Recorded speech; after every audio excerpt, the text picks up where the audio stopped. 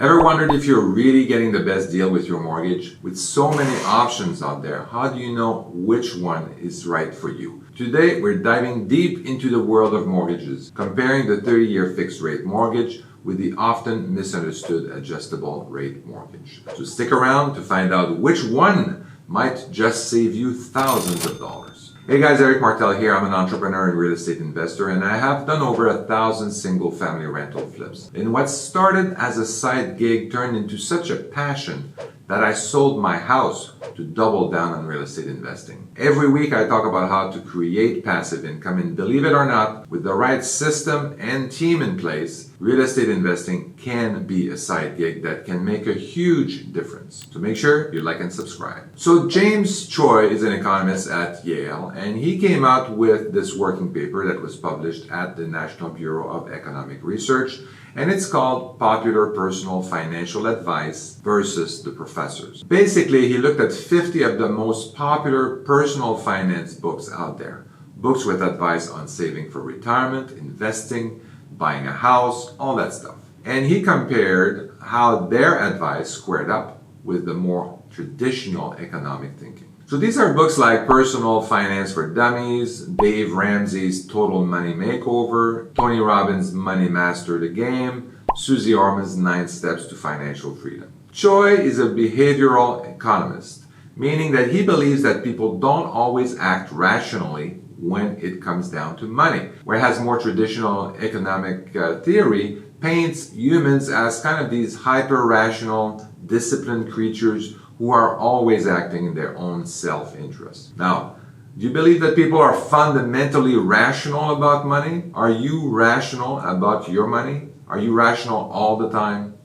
That's the question. I know from my perspective, I side with Choi. I don't believe that people are rational about money, and certainly not rational about money all the time. A significant part of Choi's research focuses on the adjustable rate versus the fixed rate mortgage debate. So popular authors overwhelmingly recommend fixed rate mortgages for their reliability and security, but are they always the best choice is the question on the table. The classic 30-year fixed rate mortgage offers consistent monthly payment, but with that consistency comes a premium, and often that premium is in the form of a higher interest rate. The interest rate and your payments stay the same for the entire duration of the loan, which gives most people that sense of security. Adjustable rate mortgages, on the other hand, offer a lower initial interest rate that adjusts over time.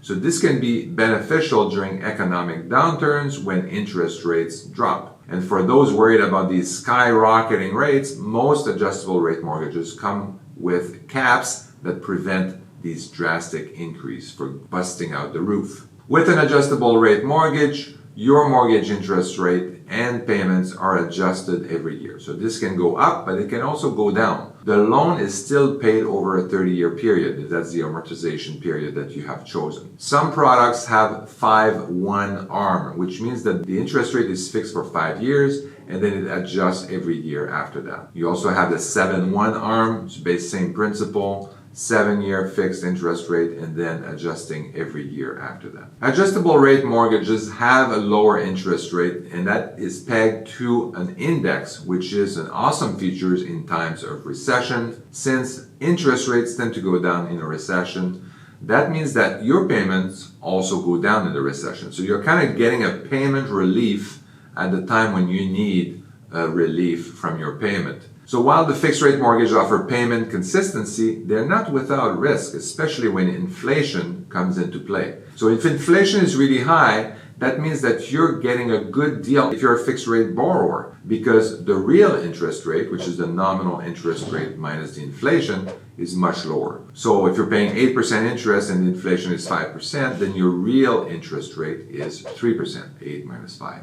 But if inflation is fairly low, that means that you're actually taking on a bigger debt burden, and that inflation is kind of a hidden factor that people don't often consider. Adjustable rate mortgages have their own disadvantages because the payment can fluctuate from year to year, then your net cash flow will also fluctuate. Remember that I'm always thinking about using these mortgages to buy a single family rental. So that's why for me, the net cash flow is something that's very important. Because the payments can fluctuate from year to year, then your net cash flow from your single family rentals would also fluctuate. But your gross rent would normally go up every year. So the risk of you getting into a negative cash flow situation is fairly minimal. What the economist James Choi say is net, net, net. When you add up all these different factors, most people should be getting an adjustable rate mortgage instead of a fixed rate mortgage. But just to make sure, I compared various interest rate scenarios over a 30-year period, calculated the difference in total interest paid for the adjustable rate mortgage and the fixed rate mortgage, and compare the difference. My assumption is that the interest rate for the adjustable rate mortgage is 1% lower than the fixed rate, and that the adjustable rate is adjusted annually, which is pretty much what's going on right now. So let's start with the simplest scenario, which is a flat interest rate for 30 years.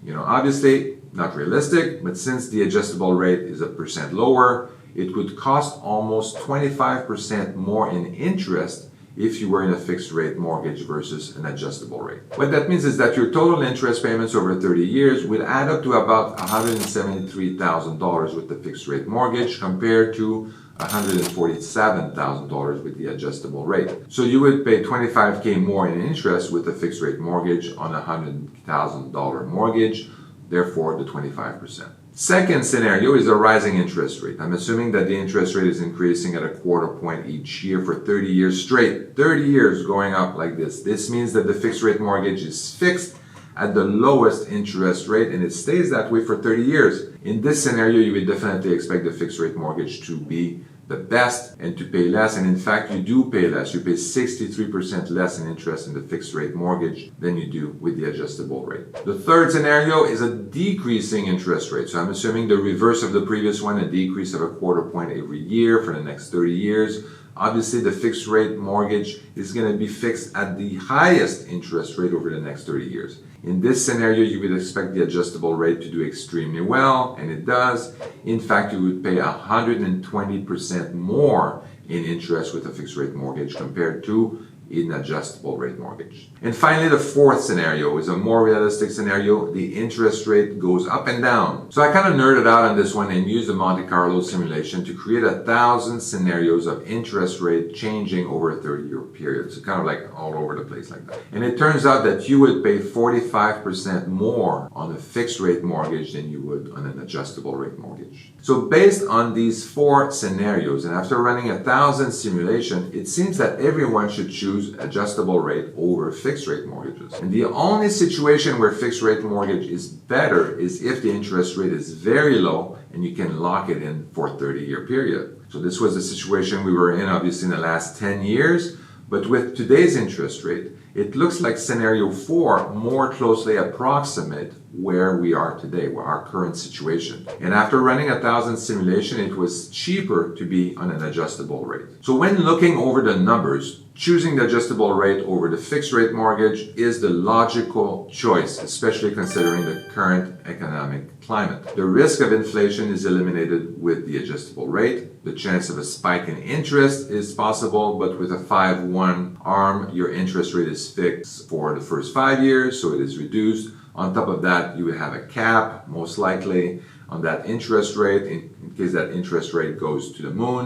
But beyond the numbers, there's a psychological aspect to consider.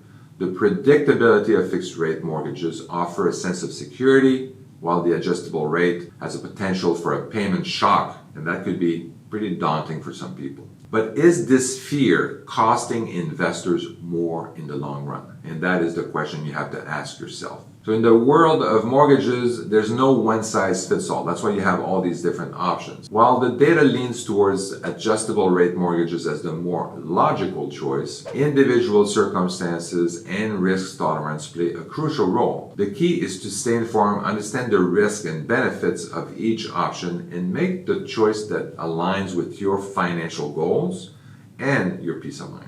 Now, if you found this deep dive into mortgages helpful, don't forget to like, share, and subscribe for more financial insight. And let us know in the comment which mortgage type do you prefer and why. And stay tuned for our next video where we'll tackle another hot financial topic.